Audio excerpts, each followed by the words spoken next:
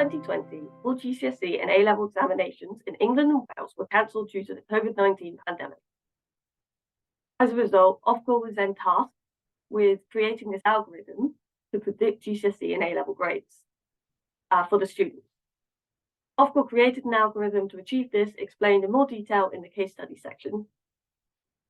But in brief, the historical performance of students from the previous 3 years were used to administer grades.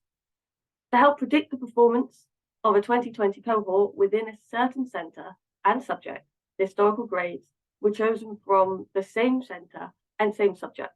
Hence, each subject and centre had a similar proportion of individuals receiving each grade in the 2020 predicted grades to in the previous 3 years. Although, do note that more A's and A stars were given than usual because they did round up. The system used by Ofqual was overturned after an outcry over the inherent biases that became apparent at an individual level.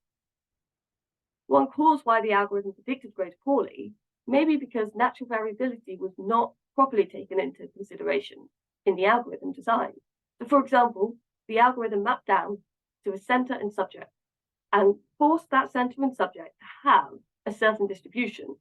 But that's not responsible, since each subject within each centre has a small number of data points. The distribution of marks across all the centres and subjects probably looks nice and natural because there's an abundance of data. But at a centre and subject level, there's now a much smaller data set.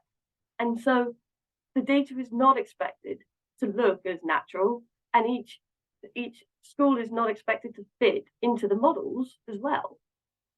So trying to make each individual school and subject look nice is therefore the wrong approach, because there's no longer data abundance. It's natural and expected to have outliers in clustering, and for the data to not fit the distribution as well when there are fewer data points. However, the algorithm was forcing a certain distribution onto small sets of data. This approach then forced the results for each centre and subject to be average in terms of that centre's average in previous years for that subject. However, this failed to account for the variation that can occur between previous years and the current year.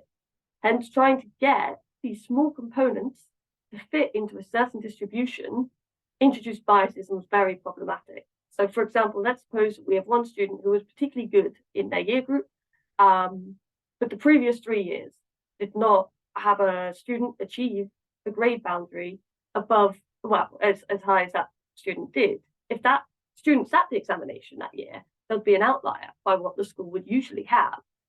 But this is natural, and variability was not taken into account in the Ofqual algorithm. Understanding natural variability can help data scientists to recognize that fitting a model within centre and subject is inherently going to lead to problems, because that will force unnatural distributions of variability. However, an ethical audit highlighted this as an example where not only was the implementation not considered responsible, but it was questioned whether it was possible to do so responsibly, as current individual achievement, which is what exams are intended to measure, does not exist in the data. Thank you.